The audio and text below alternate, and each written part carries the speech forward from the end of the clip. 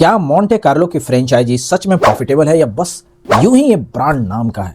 इस वीडियो में मैं आपको पूरा डिटेल में बताऊंगा कि इस टाइप का फ्रेंचाइजी लेकर लोग कौन सी ऐसी 5 गलतियां करते हैं जिसकी वजह से उनके पूंजी डूब जाते हैं, उनका कैपिटल बर्बाद हो जाता है, बिजनेस खराब हो जाता है। वो सारे मिस्टेक्स भी आज की इस वीडियो में आपको डिटेल में बताऊंगा। देखिए, मैं आपको बता दूं, कोई फ्रेंचाइजी अगर आप लेने के लिए जा रहे हैं तो उसके बारे में पूरा डिटेल्ड स्टडी कर लीजिए। सिर्फ वीडियो देखकर बहुत ज्यादा एक्साइटेड होना ठीक नहीं है, इसको आप डिस्क्लेमर के तौर पे लेंगे। सबसे पहले बात करते हैं मोंटे कार्लो ब्रांड की। मोंटे कार्लो ब्रांड है क्या? बेसिकली ये एक अपैरल ब्रांड है जो कि एक खास सेगमेंट में काम करता है। देखिए, मोंटे कार्लो बेसिकली काम करता है विंटर सीजन से रिलेटेड कपड़े में, इसीलिए इसको कई बार विंटर या नीट वेयर ब्रांड भी कहा जाता है। जो ये मोंटे कार्लो का फ्रेंचाइजी है, ये बेसिकली फोफो मॉडल पे काम करता है, यानी कि फ्रेंचाइजी ओन्ड, फ्रेंचाइजी ऑपरेटेड। इसका मतलब हुआ कि फ्रेंचाइजी भी आपका और चलाना भी आपको ही है।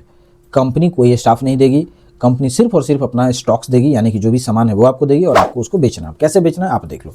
इसीलिए इस टाइप के फ्रेंचाइजी में सावधान रहने की जरूरत है, क्योंकि यहाँ पर ऑनर भी आप हैं, चलाना भी आपको है। सपोर्ट तो कंपनी दे देगी, लेकिन ग्राउंड लेवल पे थोड़ी आगे सपोर्ट कोई देने वाला है। ग्राउंड लेवल पे ऐसा थोड़ी सपोर्ट होता है, उसमें नहीं होता है। वहाँ पर आपको चलाने का जो सपोर्ट है वो दिमाग खुद ही लगाना होगा। इसीलिए ऐसे फ्रेंचाइजी के लिए हमेशा ही एक बेहतरीन लोकेशन चुनना चाहिए। अगर आपका ढंग का लोकेशन नहीं है तो 100% ये बिजनेस आपका फ्लॉप हो जाएगा। अगर इस आधार पे मैं देखूं तो मोंटे कार्लो का फ्रेंचाइजी किन टाइप के लोगों के लिए अच्छा है? सबसे पहला, अगर आप ऐसे सिटी या ऐसे मार्केट में है जहां पर ब्रांडेड कपड़े की डिमांड है, पहला नंबर पॉइंट। दूसरा, अगर आप 12 महीने रिटेल स्टोर को मैनेज कर सकते हैं। मैं आपको बता दूं, रिटेल स्टोर को मैनेज करना इतना आसान चीज नहीं है लिटरली, क्योंकि जब फेस्टिवल का सीजन आता है, जब आपको लगता है कि यार अब बहुत काम हो गया, चलो कुछ आराम करते हैं, अनफॉर्चुनेटली इस टाइप का बिजनेस उसी टाइम में ज्यादा चलता है, फेस्टिवल के सीजन में। अगर मैं ठंड के कपड़ों की बात करूं तो ले दे के 3-4 महीने अपने यहाँ मौसम है, वहां पे सबसे ज्यादा चलेगा। तो इसीलिए तीसरा नंबर पॉइंट ये भी आ जाता है कि अगर आप सीजनैलिटी को समझते हैं, बिजनेस में सीजनैलिटी होता है। बहुत सारे ऐसे बिजनेस है जो 12 मास नहीं चलता है, वो एक खास सीजन में आएगा, खूब बढ़िया चलेगा। जैसे शादी से रिलेटेड कोई बिजनेस हो, मैरिज हॉल हो गया, है ना। उसी तरीके से अगर मैं कैटरिंग की बात करूं, अगर कोई कैटरिंग सर्विस प्रोवाइड कराता है तो वो भी शादियों के टाइम में ज़्यादा उसका चलता है, लेकिन बाद बाकी मास में धीरे धीरे चलता है। तो ये आपको ध्यान में रखना होगा कि इस टाइप का जो ब्रांड है, मोंटे कार्लो जैसा ब्रांड, ये भी विंटर में खूब चलेगा और 12 मास धीरे धीरे चलेगा। इसके अलावा भी ये चीज़ें रखते हैं। ऐसा नहीं है कि खाली ये उन्हीं कपड़े ही बेच रहे हैं या इस तरीके का कोट ही बेच रहे हैं, ऐसा बिल्कुल भी नहीं है। उसके अलावा भी इनके प्रोडक्ट होते हैं, मैं भी आपको दिखाऊंगा। तो ये है मोंटे कार्लो का ऑफिशियल वेबसाइट montecarlocorporate.com। यहाँ पर आने के बाद मैं आपको सबसे पहले लेके चलता हूँ कलेक्शन पे, ताकि एक अंदाज़ा लगे कि भाई ये कपड़ा बेचता किस टाइप का है ये ब्रांड। तो इनका बेसिकली विंटर कलेक्शन ज़्यादा है।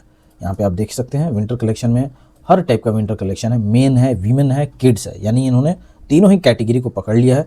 लेकिन एक खास चीज़ है, वो है विंटर। अगर मैं ऑनलाइन शॉप पे आके देखता हूँ कि और भी क्या क्या मिलता है, लेटेस्ट चेक है, तो यहाँ पे विंटर के अलावा आपको और भी सारी चीज़ें मिल जाएंगी। जैसे मेंस में अगर मैं बात करूँ, स्वेटर्स मिल जाएगा, कुर्ता, जीन्स, शॉर्ट्स भी मिल जाएगा, बरमूडा भी मिल जाएगा, jackets, hoodie, sweat shirt, accessories भी मिलता है यहाँ पे, है ना। ट्रैक शूट भी मिल जाएगा, लोअर ब्लेजर्स भी मिल जाएंगे, टी शर्ट ट्राउजर भी मिल जाएंगे। वीमन के केस में भी सेम चीज़ है, किड्स में भी सेम है। अब तो फुटवेयर भी ये लाने लग गए हैं, है ना। तो एक चीज़ ध्यान देने वाली बात है कि मोंटे कार्लो का फ्रेंचाइजी तो चलता है, इसमें कोई दो रानी अदरवाइज बिक ही नहीं रहा होता, लेकिन ये सीजन में ज़्यादा चलता है। मोंटे कार्लो का जो फ्रेंचाइजी है वो विंटर में खूब ज़्यादा चलेगा, क्योंकि ये विंटर से रिलेटेड इसने ब्रांड बनाया हुआ शुरू से ही। लेकिन ब्रांड अब धीरे धीरे अपने आप को अनसैचुरेट भी कर रहा है। विंटर में तो इन्होंने एक्सेल कर लिया, लेकिन बाद बाकी कैटेगरी को भी ये छोड़ने वाले नहीं है। इसीलिए इन्होंने धीरे धीरे करके अदर कैटेगरीज में भी इन्होंने कदम रख दिया है। तो अगर कोई भी फ्रेंचाइजी ले रहा है तो उसके पास इतने सारे कैटेगरीज के कपड़े बेचने के भरपूर ऑप्शन रहेंगे। ठंड में आपका ज़्यादा सेल होने वाला है, बाद बाकी ईयर में आप एक एवरेज सेल कर सकते हैं। हाँ, डिपेंड करता है, अगर आपका बहुत अच्छा लोकेशन है तो हो सकता है कि आप बेहतरीन सेल करते रहें सालों भर। इसलिए मैंने आपको वीडियो में शुरू में ही बोला कि अगर आपका लोकेशन ठीक है तो आप इस बिजनेस में बहुत ही अच्छा कर सकते हैं। बात करते हैं, अगर आप मोंटे कार्लो को फ्रेंचाइजी लेने के लिए जा रहे हैं तो कितने स्पेस की रिक्वायरमेंट है? इसके लिए ज़्यादा 500,000 स्क्वायर फीट का स्पेस आपको चाहिए होगा। जनरली अगर मैं लोकेशन की बात करूं, किस टाइप का लोकेशन आपको जाना चाहिए, शुरू से मैं बोल रहा था लोकेशन अच्छा चुनना है, तो लोकेशन आप चुनिए वहां पर जहां पर कपड़े का मार्केट हो, पहला नंबर परफेक्ट लोकेशन। दूसरा, मॉल्स, आप मॉल्स में भी इस टाइप का लोकेशन आप चेकआउट कर सकते हैं। इसके अलावा कई बार जो टायर 2, टायर 3 टाइप के सिटीज़ होते हैं, वहाँ पर इस टाइप का ब्रांड का काफ़ी ज़्यादा पकड़ होता है, क्योंकि वहाँ पर ज़्यादा ब्रांड होता ही नहीं है। नतीजा क्या है कि लोग, अगर एक स्टोर भी, सिंगल स्टोर भी अगर खुला है तो वो चल जाएगा। लेकिन अगर बड़े शहर में सिंगल स्टोर अगर आप ओपन कर रहे हैं तो लोकेशन ढंग से आपको तलाशना है। इसीलिए लोकेशन ढूंढते टाइम में और फाइनलाइजेशन करते टाइम में इस बात का भी ध्यान रखना है कि वो ट्रायल एंड टेस्टेड हो। वहाँ पर कुछ समय के लिए रिसर्च कर लेना बेहतर होगा, रादर देन सीधा जाके लोकेशन फाइनल करने के। बात अगर करें इन्वेस्टमेंट की, कितना इसमें इन्वेस्टमेंट आ सकता है, तो मोंटे कार्लो का फ्रेंचाइजी में इन्वेस्टमेंट का रेंज बहुत सारे वेबसाइट्स पर अलग अलग दिए हुए हैं, मैं उन्हीं में से किसी का बता रहा हूँ। लगभग रेंज आपका 30 से 50 लाख के आसपास में जा सकता है। ये एक अप्रॉक्सीमेट है, ये 100% सही नहीं है, ऊपर भी हो सकता है नीचे भी, डिपेंड करता है आपका कौन सा एरिया में आप ले रहे हैं, किस टाइप का आपका लोकेशन है, किस टाइप का सिटी है, उसके ऊपर निर्भर करता है। तो ज़्यादा जानकारी के लिए आप इनके वेबसाइट पर जाकर विजिट कर सकते हैं। अब मैं आपको बताता हूँ ऐसे 5 गलती जो कि लोग इस टाइप का फ्रेंचाइजी लेने में करते हैं। सबसे पहला हो गया फुटफॉल। कभी भी स्टोर सिलेक्शन टाइम में ध्यान देना है कि फुटफॉल होना चाहिए। कई बार मार्केट तो बड़ा अच्छा है लेकिन लोग ही नहीं आ रहे, मॉल तो बहुत सुंदर है बट लोग ही नहीं आ रहे, तो फुटफॉल उसी को बोलते हैं। तो फिर वैसा जगह पे ये स्टोर खोल के फायदा क्या हुआ? फुटफॉल अच्छा होना चाहिए, वहीं जगह पे ओपन करें। दूसरी बात है कि जहां भी अगर आप स्टोर ओपन कर रहे हैं, वॉक इन होना चाहिए।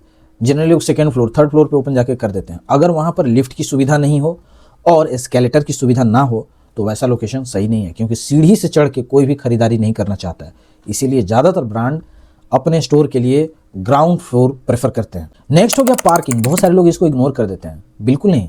जहां भी आप स्टोर ओपन कर रहे हैं इस बात का ध्यान दीजिए कि वहां पे पार्किंग होनी चाहिए, 2 व्हीलर के साथ साथ 4 व्हीलर भी, क्योंकि आपके भाई कस्टमर हैं, कोई कैसे भी आ सकता है, गाड़ी से भी आ सकते हैं, 2 व्हीलर से भी आ सकते हैं, पैदल से भी आ सकते हैं, आपको तो पता नहीं है, लेकिन आपको व्यवस्था तो रखना ही पड़ेगा। नेक्स्ट हो गया नियर बाई कंपटीटर। हमेशा इस बात का ध्यान रखना है कि अगर आप कहीं स्टोर ओपन कर रहे हैं तो आसपास में क्या इस टाइप का और भी कॉम्पिटिटर है क्या। वैसे मैं आपको बता दूं, अगर इस टाइप का कोई भी ब्रांड है जैसे मोंटे कार्लो हो गया या इसमें और भी है, उनकी अपनी एक अलग आइडेंटिटी है। अगर मुझे मोंटे कार्लो का कपड़ा पहनना है तो मैं लूँगा, क्योंकि मुझे मोंटे कार्लो का पहनना है। भाई ब्रांड का तो मतलब यही होता है ना। अगर मुझे लेवाइस का खरीदना है तो मैं लेवाइस का लूँगा, मुझे किलर का नहीं चाहिए। तो ये चीज़ें मैटर करती हैं, इसीलिए इसको भी थोड़ा देखना है कि भाई आसपास वैसा कॉम्पिटिटर ना हो। अगर कोई ऐसे मार्केट में आप ओपन करें जहाँ वुलन का 100, 150, 500, 1000, 1500 में सामान बेच रहा है, तो वहाँ पे अगर आप ओपन करेंगे तो फंस जाएंगे, सीधी सी बात है। तो वैसे कॉम्पिटिटर से बचना है। दूसरी बात, अगर आप मॉल में ओपन करने के लिए जा रहे हैं तो सावधान हो जाइए, क्योंकि मॉल आपके बिजनेस को सुपर हिट बना सकता है, लेकिन अगर उस मॉल में लोगों के आने का कोई भी वजह नहीं है तो आपके स्टोर को सुपर फ्लॉप कर सकता है। एंकर स्टोर क्या है उस मॉल में ये देखना है। जैसे कोई भी मॉल है बड़ा सा, अगर वहाँ पे स्मार्ट बाजार ओपन है तो ज़्यादातर लोग ग्रॉसरी खरीदने के लिए आएंगे, तो जाहिर सी बात है वो चीज़ें चल जाएंगी। दूसरी बात, अगर वहाँ पे फिल्म देखने के लिए सिनेमा हॉल है, जैसे पीवीआर वगैरह है या सिनेपॉलिस, कुछ भी है इस टाइप का होना चाहिए, आइनॉक्स वगैरह, तो इससे क्या होता है कि लोग मूवी देखने के लिए जा रहे हैं तो साथ ही साथ खरीदारी भी कर लेंगे। तीसरी बात, अच्छे अच्छे रेस्टोरेंट होने चाहिए। तो उसमें से आपको देखना है कि आखिर इस मॉल की क्या स्पेशलिटी है। जनरली मॉल में 2-3 स्पेशलिटी जरूर देखना है। सिनेमा हॉल होना चाहिए, लोग हमेशा आएंगे, वीकेंड में तो पक्का ही आएंगे। दूसरा हो गया ग्रॉसरी का स्टोर होना चाहिए, डीमार्ट हो या इस टाइप का स्मार्ट बाजार हो या V2 हो या जो भी हो, विशाल मेगा मार्ट, कुछ भी इस टाइप का हो, लेकिन एक होना चाहिए, क्योंकि उसके वजह से पब्लिक पर डे आती है। तो जब पर डे वहाँ पे आती है तो कपड़े बिकेंगे। तीसरी बात, आपको ये भी देखना है कि उस मॉल में कपड़ों का भी अदर ब्रांड्स है कि नहीं है, क्योंकि अगर कपड़े का अदर ब्रांड नहीं है तो फिर आपका कैसे चलेगा। और सबसे एंड हो गया इसमें टारगेट ऑडियंस। जो मोंटे कार्लो का ब्रांड है ये आपका फैमिली ब्रांड है। यहाँ पर हस्बैंड, वाइफ और किड्स, ये तीनों ही चीज़ों को ध्यान में रख के बनाया गया है। यानी कि अगर फैमिली कोई भी आ रही है खरीदारी करने के लिए तो वो तीनों के लिए आराम से परचेजिंग कर सकते हैं। तो ये चीज़ों को ध्यान में रखना है जब भी आप लोकेशन फाइनलाइज करें या कुछ भी, ताकि आपसे गलती ना हो और आपका फ्रेंचाइजी खराब ना हो। दोस्तों, उम्मीद है आपको ये वीडियो पसंद आया होगा। पूरा वीडियो देखने के लिए आपका बहुत बहुत धन्यवाद। Thank you so much. Take care, bye bye.